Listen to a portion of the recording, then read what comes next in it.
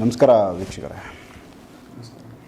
So Aditya Rai ಅವ್ರದ್ದು ಒಬ್ಬರು lady ಅವರು ತುಂಬ ಅವರು ಅನುಭವಗಳನ್ನ ಹೇಳ್ತಾವ್ರೆ. ನಮ್ಮ ವೀಕ್ಷಕರಿಗೆ ಅದನ್ನು ಪ್ಲೇ ಮಾಡಿ ತೋರಿಸ್ತೀನಿ. ಗುರುವಾರ ಬಂದಾಗ ಹೇಗಿತ್ತು ನಿಮ್ಮ ಆರೋಗ್ಯ, ಆಮೇಲೆ ಬಂದಾಗ ಪರಿಸ್ಥಿತಿ ಹೇಗಿತ್ತು, ಇವತ್ತು ದೀಕ್ಷೆಗೆ ಬಂದಿದ್ದೀರಾ, 2 ದಿವಸಕ್ಕೆ ನಿಮ್ಮ ಆರೋಗ್ಯ ಸಮಸ್ಯೆ ಅಂತ ಏನೋ ವಸ್ತು ಕೊಟ್ಟೆ ನಿಮಗೆ, ಸ್ನಾನ ಮಾಡ್ಕೊಳ್ಳಿ ನಿಮಗೆ ಆರೋಗ್ಯ ಸುಧಾರಿಸುತ್ತೆ ಅಂತ. ಇವಾಗ ನಾನು ಕೊಟ್ಟ ವಸ್ತುವಿಂದ ನಿಮ್ಮ ಆರೋಗ್ಯ ಸುಧಾರಣೆ ಆಗಿದೆಯಾ?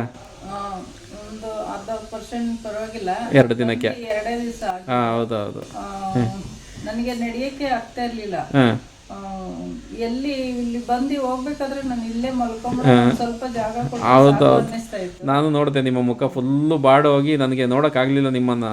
ಏನಪ್ಪ ಹಿಂಗೆ ಆಗ್ಬಿಟ್ಟವ್ರೆ, ಮುಖ ಎಲ್ಲ ಬಾಡಿ ನನಗೆ ನಿಜವಾಗ್ಲೂ ನನಗೆ ಅಷ್ಟು ಒಂಥರ ದುಃಖ ಆಗೈತೆ ನಿಮ್ಮನ್ನು ನೋಡಿದಾಗ, ಅಷ್ಟೊಂದು ಇದಾಗಿತ್ತು. ನನಗೆ ಏನು ನಾನು ಬೆಳಿಗ್ಗೆ ಇರ್ತೀನ ಇಲ್ವಾ ಅನ್ನೋಷ್ಟು ನನ್ನ ಮನಸ್ಸಲ್ಲಿ ತುಂಬಾ ನೋವು ಬಂದ್ಬಿಟ್ಟಿತ್ತು. ನನಗೆ ಅಡುಗೆ ಮಾಡೋಕ್ಕೂ ಆಯ್ತಾರಿಲ್ಲ, ಏನು ತಿನ್ನೋಕ್ಕೂ ಆಯ್ತಾರಿಲ್ಲ, ತುಂಬಾ ಕಷ್ಟ ಆಗೋಯ್ತು. ತುಂಬಾ ಹತ್ತೆ ನಾನು ಹೋಗಿ. ಆಮೇಲೆ ನಿನ್ನೆ ಸ್ವಲ್ಪ ಪರವಾಗಿಲ್ಲ, ಒಂದು 25%.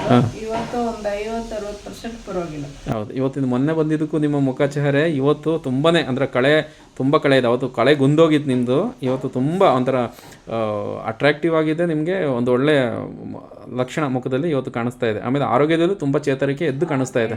ಆಯ್ತಾರಿಲ್ಲ, ನನಗೆ ಒಂದು ಅನ್ನ ತಿನ್ನಕ್ ಹೋಗಿಲ್ಲ, ವಾಮಿಟ್ ಬರ್ತಾ ಇತ್ತು ಬಾಯಲ್ಲಿ ಇಟ್ಕೊಂಡ್ರೆ. ನಿನ್ನೆ ಫ್ರೆಂಡ್ಸ್ ಎಲ್ಲ ತುಂಬಾ ಬಲವಂತ ಮಾಡೋದು, ತಿನ್ನು ಅಂತ, ಹಾಗೆ ಇಲ್ಲ. ಆಮೇಲೆ ರಾತ್ರಿ ಸ್ವಲ್ಪ ಪರವಾಗಿಲ್ಲ, ರಾತ್ರಿ ಸ್ವಲ್ಪ ತಿಂದೆ. ಇವತ್ತು ಬೆಳಿಗ್ಗೆ ಏನು ತಿಂದಿಲ್ಲ, ದೀಕ್ಷೆಗೋಸ್ಕರ ಹಂಗೆ ಬಂದಿದ್ದೀರಾ. ಬಟ್ ತಿಂದಿಲ್ಲ ಅಂದರೂ ಸ್ವಲ್ಪ ಎನರ್ಜಿ ಶಕ್ತಿ ಇದೆಯಲ್ಲ ಇವಾಗ, ಸ್ವಲ್ಪ ಲವಲವಿಕೆಯಿಂದ ಇದೆ ಮುಖ ನಿಮ್ಮ ಇದು ಎಲ್ಲ. ಸೊ ಎಷ್ಟು ಬದಲಾವಣೆ ಅನಿಸ್ತಿದೆ ನಿಮಗೆ? ನನಗೆ 60% ಬದಲಾವಣೆ. ಅದೇ 2 ದಿನದಲ್ಲಿ, 2 ದಿನಕ್ಕೆ ಅಲ್ವಾ? ಸೊ ದಿನ ಅಂದ್ರೆ ಇದು ಇವತ್ತು ಪೂರ್ತಿ ಆಗ್ಬೇಕು. ಹೌದು, ಒಂದೇ ದಿನಕ್ಕೆ 60% ಬದಲಾವಣೆ ನಿಮಗೆ ಸಿಕ್ಕಿದೆ. ಆಮೇಲೆ ಅನಿಸಿದೆ ಅಲ್ವಾ ವಾತಾವರಣ, ಆಮೇಲೆ ನಿಮಗೆ ಮನಸ್ಥಿತಿನೂ ತುಂಬ ಹೇಗಿದೆ? ಮನಸ್ಥಿತಿನೂ ಪರವಾಗಿಲ್ಲ, ಚೆನ್ನಾಗಿದೆ. ಸರಿ ಅಮ್ಮ, ಒಳ್ಳೇದಾಗಲಿ. ದೇವ್ರಿಗೆ ಕೈ ಮುಕ್ಕೊಳ್ಳಿ. ನಿಮಗೆ ದೇವರು ಒಳ್ಳೇದು ಮಾಡಿಕೊಟ್ಟಿದ್ದಕ್ಕೆ ದೇವ್ರಿಗೊಂದು ಥ್ಯಾಂಕ್ಸ್ ಹೇಳಿ.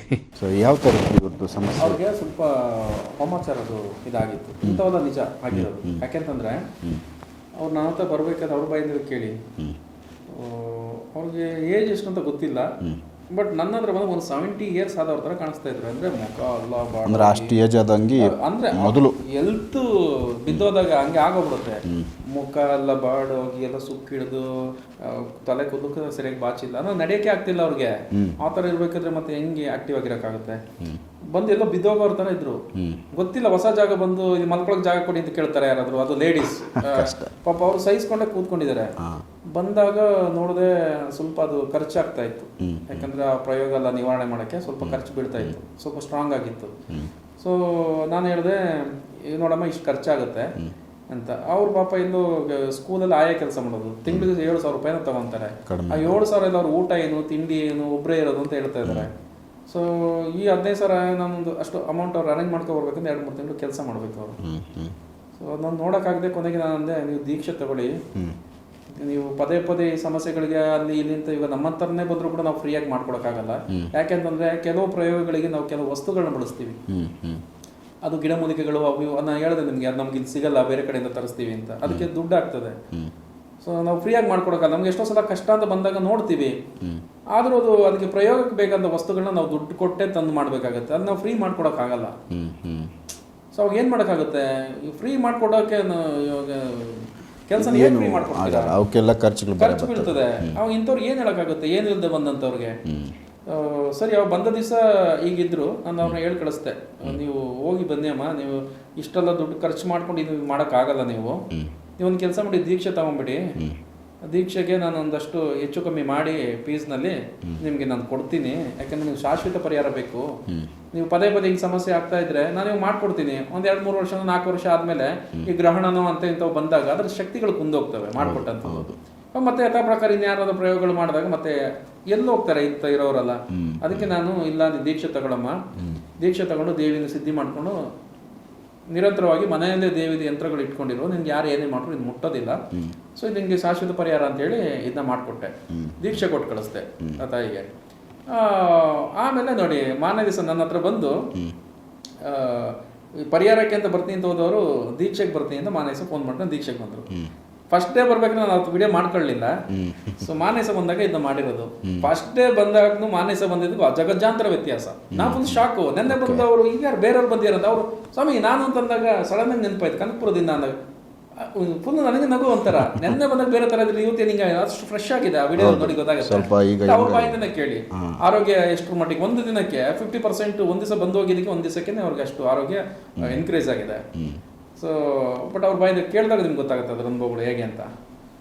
ಅಂದ್ರೆ ಇದು ಒಂದು ರಿಯಲ್ ಆಗಿ ಕಣ್ಣಿನ ಒಂದು ಮಿರಾಕಲ್ ಒಂದೇ ದಿನಕ್ಕೆ ಆಗಿದ್ದು. ಹೌದು, ಒಂದೇ ದಿನದಲ್ಲಿ ನಡೆದಂತ ಘಟನೆಗಳು. ಸೊ ಅವ್ರಿಗೆ ಕಂಟಿನ್ಯೂ ಮಾಡ್ತಾವ್ರ ಮಾಡ್ತಾ ಇದ್ದಾರೆ. ಅಂದ್ರೆ ಪೂಜೆ ಪುರಸ್ಕಾರ ದೀಕ್ಷೆ ತಗೊಂಡು ಇದು ಮಾಡ್ತಾ ಇದ್ದಾರೆ. ಸೊ ಒಂದಿನ ಏನೋ ಲೇಟ್ ಆಯ್ತು ಅನ್ಸುತ್ತೆ. ಬಟ್ ನಾನು ಏನ್ ಹೇಳೋದಂದ್ರೆ ನಾನು ದೀಕ್ಷೆ ಕೊಟ್ಟಾಗ ಕೆಲವರು ಏನ್ ಮಾಡ್ತಾರೆ ನೆಗ್ಲೆಕ್ಟ್ ಮಾಡ್ಬಿಡ್ತಾರೆ. ನಾನು ಹೇಳಿದ್ದೀನಿ ನಮ್ಮದು ಹೇಗಿರುತ್ತೆ ಅಂದ್ರೆ ದೀಕ್ಷೆ ತಗೊಂಡು ಹೋಗಿರೋ ದಿವಸ ಅವತ್ತೇ ಹೋಗಿ ಯಂತ್ರ ಬರಿಬೇಕು ದೇವ್ರದ್ದು. ನಾನು ನನಗೆ ಅವಮಾನ ಆದ್ರೂ ಸಹಿಸ್ಕೊಂತೀನಿ. ನಾನು ದೇವ್ರಗಳಿಗೆ ಅವಮಾನ ಮಾಡ್ತಾರೆ ಅಂತಂದ್ರೆ ನಾನು ಸಹಿಸ್ಕೊಳ್ಳಲ್ಲ. ಅವತ್ತು ಸ್ವಲ್ಪ ಅವ್ರಿಗೆ ಬೈದ್ಬಿಟ್ಟಿದ್ದೆ ನಾನು. ಅಮ್ಮ ನಿನ್ಗೆ ಒಳ್ಳೇದಾಗ್ಲಿ ಅಂತ ಹೇಳ್ಕೊಂಡು ನಿನ್ ಕಷ್ಟ ನೋಡ್ಬಿಟ್ಟು ನಾನು ದೀಕ್ಷೆ ಕೊಟ್ಟಿದ್ದೀನಿ. ನೀನ್ ನೋಡಿದ್ರೆ ಇನ್ನೂ ಯಂತ್ರನೇ ಬರ್ದಿಲ್ಲ, ನನಗೆ ಇದಿತ್ತು ಊಟ ಮಾಡಿಲ್ಲ ಅಂತಿಲ್ಲ. ಊಟ ಯಾವಾಗ ಬೇಕಾದ್ರೆ ಮಾಡ್ಬೋದಮ್ಮ, ನಿನ್ಗೆ ಒಳ್ಳೇದಾಗ್ಲಿ ಅಂತ ಕೊಟ್ಟು ಕಳಿಸಿ, ಫಸ್ಟ್ ಯಂತ್ರ ಬರಿ ಅಂತ ಹೇಳಿ ಸ್ವಲ್ಪ ಗದರದೆ. ಅವರೇ ಯಂತ್ರ ಬರ್ಕೋಬೇಕಾಗುತ್ತೆ. ಅದೊಂದು ಯಂತ್ರ ಇದೆ, ಆ ಯಂತ್ರನ ತೋರ್ಸ್ಕೊಟ್ಟಿರ್ತೀನಿ. ಅದೇನ್ ಕಷ್ಟ ಏನಿಲ್ಲ. ಸೊ ಅದೇ ಮೊದಲ ಪ್ರಯೋಗ ಅವ್ರದ್ದು. ಆ ಯಂತ್ರ ಬರೆಯಕ್ಕೆ ಶುರು ಮಾಡಿದ್ರೇನೆ ಅವರು ಮುಂದಿನ ಇದಕ್ಕೆ ಪ್ರಬುದ್ಧರು ಅಂತ ಅರ್ಥ. ಅದನ್ನ ಬರೆದು ಫ್ರೇಮ್ ಹಾಕ್ಸ್ಕೊಂಡು ದೇವ್ರ ಫೋಟೋ ಆಮೇಲೆ ಇದು ಎರಡು ಇಟ್ಟು ಅದಕ್ಕೆ ಪೂಜೆ ಮಾಡ್ಬೇಕು. ಯಾಕಂದ್ರೆ ಈ ಮಂತ್ರ ಇರೋದೇ ಅದರಲ್ಲಿ ಮೂಲ ಶಕ್ತಿ. ಆ ಯಂತ್ರ ಬರೆದು ಆ ಯಂತ್ರನು ದೇವಿ ಫೋಟೋನ ಎರಡು ಇಟ್ಕೊಂಡು ಮೂಲ ಮಂತ್ರ ನಾವೇನ್ ಕೊಟ್ಟಿರ್ತೀವಿ ಆ ಯಂತ್ರ ಶಕ್ತಿನ ಆ ಮಂತ್ರ ಶಕ್ತಿನ ಆ ಯಂತ್ರದಲ್ಲಿ ಇರೋದು. ಅದಕ್ಕೆ ನಾವು ಮಾಡ್ಬೇಕಾಗಿರೋದು ಮೇನ್. ಸೊ ನಾವೇ ಬರಿಬೇಕು, ನಮ್ಮ ಸ್ವತಃ ಇದರಿಂದ ಬರಿಬೇಕು. ನಾವು ಸಿದ್ಧಿ ಮಾಡ್ಬೇಕಂದ್ರೆ ನಾವೇ ಬರಿಬೇಕು, ಬರೆದು ಅದಕ್ಕೆ ಪೂಜೆ ಮಾಡ್ಬೇಕು. ಇದು ಪ್ರತಿಯೊಬ್ರು ನೀವು ಕೊಟ್ಟಿದ್ದು ಯಾರಿಗೆ ದೀಕ್ಷೆ ಕೊಟ್ಟರು ಅವ್ರಿಗೆಲ್ಲ ಯಂತ್ರದ್ದು ಒಂದು ಅವರೇ ಬರ್ಕೊಳ್ಳೋದು. ಅದು ಮೊದಲು ಹೇಳ್ಕೊಟ್ಟಿರ್ತೀನಿ. ಫಸ್ಟ್ ಒಂದು ಇದು ಕೊಟ್ಟಿರ್ತೀನಿ ಪೇಪರ್ ನಲ್ಲಿ. ಅದನ್ನ ಫಸ್ಟ್ ಪೇಪರ್ ನಲ್ಲಿ ಬರೆಯಕ್ಕೆ ಹೇಳ್ತೀನಿ. Practice 1 or 2 times. ಇದ್ರಲ್ಲಿ ಬರೆದು ಪರ್ಫೆಕ್ಟ್ ಇದೆ ನನಗೆ ಬರೆಯಕ್ಕೆ ಓಕೆ ಅಂತಂದ್ಮೇಲೆ ಆಮೇಲೆ ತಗಡಲ್ಲಿ ಬರೀರಿ ಅಂತ ಹೇಳ್ತೀನಿ. ಅದು ಪ್ರೊಸೀಜರ್ ಎಲ್ಲ ಹೇಳ್ಕೊಟ್ಟಿರ್ತೀನಿ. ಆ ಯಂತ್ರಗಳನ್ನ ಅವ್ರು ಪೂಜೆ ಮಾಡಕ್ ಮಾತ್ರ ಅವ್ರಿಗೆ ಮಾತ್ರ. ಮತ್ತೆ ಅವರು ಬೇರೆಯವ್ರಿಗೆ ಕೊಡ್ಬೋದು ಆ ತರ ಬರೋದು? ಇಲ್ಲ, ಅದು ಅವ್ರದ್ದು ಜೀವನ ಇರೋವರೆಗೂ ಅವ್ರು ಪ್ರೊಟೆಕ್ಟಿಂಗ್ ಅದು. ಓಕೆ, ಅದನ್ನೇ ಅವರು ಕಾಪಾಡ ಜೀವನ ಮನೇಲಿ ಇಟ್ಕೋಬೇಕು ಅದು ಆಮೇಲೆ ದೇವ್ರ ಫೋಟೋ ಅದೇ ಅವ್ರನ್ನ ಜೀವನ ಪೂರ್ತಿ ಅವ್ರನ್ನ ಪ್ರೊಟೆಕ್ಟ್ ಮಾಡೋದು. ಸೊ ಅದಕ್ಕೆ ಪೂಜೆ ಮಾಡ್ಕೊಂಡು ಹೋಗ್ಬೇಕು ಅಷ್ಟೇ. ಅವ್ರು ಬರೆದು ಅವರೇ ಇಟ್ಕೊಂಡು ಅವರೇ ಪ್ರೊಟೆಕ್ಟಿಂಗ್ ಅದು. ಅದಿರೋವರೆಗೂ ನನಗೆ ಏನು ಸಮಸ್ಯೆ ಬರಲ್ಲ. ಸೂಪರ್. ಅಂದ್ರೆ ನಾವು ಅನ್ಕೊಂಡಿದ್ದು ನೀವು ಯಂತ್ರ ಬರ್ಕೊಡ್ತೀರಾ? ಇಲ್ಲ, ನಾನು ಯಾರಿಗೂ ಬರ್ಕೊಡಲ್ಲ, ಅವ್ರಿಗೆ ಬರೆಸ್ತೀನಿ. ಫಸ್ಟ್ ಸ್ಟೆಪ್ ಅಂತಾನೆ ನಾನು ಅವ್ರಿಗೆ ಹೇಳ್ಕೊಟ್ಬಿಡ್ತೀನಿ. ಸೊ ಅವರೇ ಸ್ವಂತ ಕಲ್ತ್ಕೊಂಡು ನಡ್ಕೊಂಡು ಅವರೇನೆ. ಇಷ್ಟು ಜನ ದೀಕ್ಷೆ ತಗೊಂಡ್ರು ಹೇಳಿದ್ರು ಅವರೇ ಬರೆದು ಅವರೇ ಇದು ಮಾಡಿರೋದು. ಸೊ ಅದೇನು ಕಷ್ಟ ಏನಿಲ್ಲ. ಒಂದ್ಸಲ ನೋಡಿ ಒಂದ್ಸಲ ಪೇಪರ್ನಲ್ಲಿ 1 ರೌಂಡ್ ಖಾಲಿ ಶೀಟ್ನಲ್ಲಿ ಬರೆದು ಪ್ರಾಕ್ಟೀಸ್ ಮಾಡ್ಕೊಂಡ್ರೆ 2ನೇ ರೌಂಡ್ಗೆ ಆರಾಮಾಗಿ ತಗೊಂಡ್ಮೇಲೆ ಬರ್ಬೋದು. ಸೊ ಅದು ಅಭ್ಯಾಸ ಆಗೋಗುತ್ತೆ. ಸೊ ಇದು ಒಬ್ರು ಮನೆಯಲ್ಲಿ ಮಾಡ್ಕೊಂಡ್ರೆ ಸಾಕು, ಇಡೀ ಕುಟುಂಬ ರಕ್ಷಣೆ ಆಗುತ್ತೆ. ಹೌದು, ಅವ್ರಿಗೂ ಜೀವನ ಪೂರ್ತಿ ರಕ್ಷಣೆನೇ. ಎವ್ರಿ ಫ್ರೈಡೆ ಆಮೇಲೆ ದೀಕ್ಷೆ ಸಿದ್ಧಿ ಮುಗಿದ ಮೇಲೆ ಎವ್ರಿ ಡೇ ಪೂಜೆ ಏನಿರಲ್ಲ. ಫ್ರೈಡೆ ನಾರ್ಮಲ್ ಒಂದು ಪೂಜೆ ಮಾರ್ನಿಂಗ್ ಮಾಡ್ಕೊಂಡ್ರೆ ಆಯ್ತು. ಸೊ ಫ್ರೈಡೆ ಮಾತ್ರ ಫ್ರೈಡೆ ಹೌದು. ಇನ್ನು ಅದರ್ ಡೇಸ್ ಎಲ್ಲ ನೀವು ಕಡ್ಡಿ ಹಚ್ಬಿಟ್ಟು ನಿಮ್ದು ರೂಢಿ ಇದ್ರೆ ದಿನ ದೀಪ ಹಚ್ಚಿ ಹೋಗೋ ರೂಢಿ ಇದ್ರೆ ದೀಪ ಹಚ್ಚಿ ಹೋಗ್ಬೋದು. ಇಲ್ಲ ರೂಢಿ ಇಲ್ಲ ನಮ್ಮ ಮನೆಯಲ್ಲಿ ದಿನ ಇರೋದು ಕಡ್ಡಿ ಹಚ್ತೀವಿ ಅಂದ್ರೆ ಕಡ್ಡಿ ಹಚ್ಬಿಟ್ಟು ಬೆಳಗ್ಬಿಟ್ಟು ಹೋಗ್ಬೋದು. ಶುಕ್ರವಾರ ಮಾತ್ರ ಪರ್ಟಿಕ್ಯುಲರ್ ಆಗಿ ಎವ್ರಿ ಫ್ರೈಡೆ ಒಂದು ಪೂಜೆ ಮಾಡ್ಕೋಬೇಕು. ಸೊ ಇದಿಷ್ಟು ಒಂದು ರೆಗ್ಯುಲರ್ ಪ್ರೋಸೆಸ್. ಯಾಕಂದ್ರೆ ಅವ್ರಿಗೆ ಈಗ ಅನುಭವಕ್ಕೆ ಒಂದು ದಿವಸದಲ್ಲೇ ತುಂಬ ಅನುಭವ ಅವರು ನಮಗೆ. ನಾನು ಹೇಳ್ತಾನೆ ಎಲ್ಲನೂ ನಮ್ಮಲ್ಲಿ ಬೇರೆಯವ್ರ ಥರ ವರ್ಷಾನ್ಗಟ್ಲೆನೋ ತಿಂಗಳಾನ್ಗಟ್ಲೆ ಇಲ್ಲ. ನಮ್ಮೆಲ್ಲ ಎಲ್ಲರಿಗೂ ರಿಸಲ್ಟ್ಗಳು ನಂದು 1 day 2 day 3 days 5 days 10 days ಈ ಥರ. ಅಂದ್ರೆ ಅವರವರ ಕರ್ಮಾನುಫಲವಾಗಿ ಅವ್ರವ್ರಿಗೆ ರಿಸಲ್ಟ್ ಒಂದು ಟೈಮ್ ಎಷ್ಟು ಸ್ಪೀಡಾಗೂ ಸಿಗುತ್ತೆ. 1 day ನಲ್ಲಿ ಸಿಕ್ಕಿದೆ, ಇಮಿಡಿಯೇಟ್ ಆಗಿ ಸಿಕ್ಕಿದವ್ರಿಗಿದೆ, ಅವರ್ಗಳಲ್ಲೂ ಸಿಕ್ಕಿದೆ. ಹೌದೌದು, ಒಬ್ಬರು ಲಾಸ್ಟ್ ಎಪಿಸೋಡಲ್ಲಿ. ಹೌದೌದು, ಕರೆಕ್ಟ್. ಸೊ ಇನ್ನೇನಾದರೂ ಬೇರೆ ವಿಚಾರಗಳು ಅಷ್ಟೇ. ಇಷ್ಟು ಆಲ್ಮೋಸ್ಟ್ ಎಲ್ಲರೂ ಹೇಳಿದ್ರೆ. ಇನ್ನೂ ಜನಗಳದ್ದು ರಿಸಲ್ಟ್ ಕೇಳೋದು ತುಂಬ ಇದೆ, ಯಾಕಂದ್ರೆ ಎಪಿಸೋಡೇ ಸಾಕಾಗಲ್ಲ. ಸೊ ಇರಲಿ ಸದ್ಯಕ್ಕೆ. ಇವಾಗ ಎಷ್ಟೋ ಜನಗಳು ನನ್ನ ಹತ್ರ ಬಂದು ಹೋದಂಥವ್ರಿಗೆ ಗೊತ್ತಿದೆ ಅದರ ಅನುಭವಗಳು. ಸೊ ಮುಂದಿನ ಇದರಲ್ಲಿ ಬೇರೆ ಇದು ನೋಡಿಕೊಂಡು ಜನಗಳಿಗೆ ಉಪಯೋಗ ತಕ್ಕನಾಗಿ ನೆಕ್ಸ್ಟು. ಸೊ ವೀಕ್ಷಕರೇ, ಯಾಕಂದರೆ ಈಗ ಸಾಕಷ್ಟು ಪೂಜೆಗಳಲ್ಲಿ ಸಾಕಷ್ಟು ವಿಧಾನಗಳಿದ್ದಾವೆ. ಬಟ್ ಎಲ್ಲವೂ ನಮ್ಮ ವಿಡಿಯೋಗೋಸ್ಕರ ಪೂಜೆ ಮಾಡೋಕ್ಕೆ ಹೋಗಲ್ಲ. ಆ ಥರದ್ದು ಕೇಸ್ ಬಂದಾಗ ಮಾತ್ರ ಆ ಥರದ್ದು ಒಂದು ಪೂಜೆಗಳು ಮಾಡಿ ಅದ್ರ ಬಗ್ಗೆ ಒಂದು ಮಾಹಿತಿನ ಕೊಡ್ತೀವಿ. ಯಾಕಂದ್ರೆ ಖರ್ಚುಗಳು ಬರ್ತವೆ. ವಿಡಿಯೋಗೋಸ್ಕರ ಮಾಡೋದ್ರಿಂದ ಸುಮ್ಮನೆ ಅನಾವಶ್ಯವಾಗಿ ವೇಸ್ಟ್ ಖರ್ಚುಗಳಾಗಿ ಅದನ್ನು ತೋರಿಸೋದ್ರಿಂದ ಲಾಭ ಇಲ್ಲ. ಸೊ ಆ ಥರದ ಕೇಸ್ಗಳು ಬಂದಾಗ ಅಲ್ಲಿ ಖರ್ಚುಗಳು ಮಾಡಿ ಆ ಒಂದು ಪೂಜೆಗಳನ್ನ ಏನಕ್ಕೆ ಮಾಡಿದ್ದಾರೆ, ಯಾವ ಥರದ ಕೇಸು ಅನ್ನೋದನ್ನು ನಿಮಗೆ ಪ್ರಾಕ್ಟಿಕಲಾಗಿ ತೋರಿಸ್ತಾನೆ ಬರ್ತಾ ಇದ್ದೀವಿ. ಸೊ ಇದನ್ನು ಮುಂದೆ ಮತ್ತೆ ಕೆಲವೊಂದು ಕೇಸುಗಳನ್ನ ನಾವು ತೋರಿಸ್ತಾ ಇರ್ತೀವಿ. ಸೊ ಈ ವಿಚಾರಗಳನ್ನ ನಿಮ್ಮ ಗಮನಕ್ಕೆ ತೊಗೊಂಬಂದಿದ್ದೀವಿ. ಇನ್ನೂ ಏನಾದರೂ ಆದಿತ್ಯ ಅವ್ರ ಹತ್ರ ನಾವು ಇನ್ನೂ ಮಾತಾಡೋದಿದೆ, ಇನ್ನೂ ಏನಾದರೂ ನಿಮ್ಮಲ್ಲಿರೋ ವಿಚಾರಗಳನ್ನ ನಾವು ಅವ್ರ ಹತ್ರ ಶೇರ್ ಮಾಡ್ಕೋಬೇಕು, ಇಲ್ಲ ಅವ್ರ ಹತ್ರ ಏನೋ ಒಂದು ಪ್ರಶ್ನೆಗಳು ನಮಗೆ ಹಾಕೋದಿದೆ ಅಂದಾಗ ಅವ್ರ ನಂಬರು ಸದಾ ನಾವು ಡಿಸ್ಪ್ಲೇನಲ್ಲಿ ಇರುತ್ತೆ. ಸೊ ನೀವು ಡೈರೆಕ್ಟ್ ಫೋನ್ ಹಚ್ಚಿ ಅವ್ರ ಜೊತೆ ಮಾತಾಡ್ಬೋದು ಅಂತ ಹೇಳ್ತಾ ಈ ವಿಡಿಯೋ ಮುಗಿಸ್ತಾ ಇದ್ದೀನಿ. ನೆಕ್ಸ್ಟ್ ಇನ್ನೂ ಬೇರೆ ವಿಚಾರಗಳನ್ನ ಆದಿತ್ಯ ಅವ್ರ ಜೊತೆ ಮಾತಾಡ್ತಾ ಹೋಗ್ತೀನಿ. ನಮಸ್ಕಾರ.